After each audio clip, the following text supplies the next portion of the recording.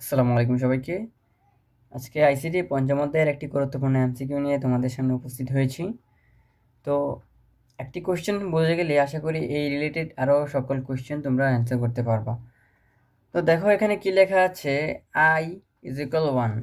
এখানে আই হচ্ছে 10-এর সমান অথবা 10-এর ছোট হতে হবে এবং হচ্ছে আয়ের মান 2 করে বাড়বে। এখন প্রশ্ন হচ্ছে আইসিটি লেখাটি কতবার প্রদর্শিত হবে। এখানে প্রিন্ট হচ্ছে আইসিটি হবে। তো দেখো এখানে কতবার প্রদর্শিত হয় তার জন্য আমাদের প্রথমে 1 থেকে শুরু করতে হবে, যেহেতু এখানে আয়ের মান 1 দিয়ে শুরু হয়েছে। এবং প্রথমে আমরা লিখব 1। তারপর যেহেতু আইসিটির মান 2 করে বাড়ছে, তাহলে 1-এর পর আসবে 3, তারপর আসবে 5, তারপর আসবে 7, তারপর আসবে 9, তারপর আসবে 11।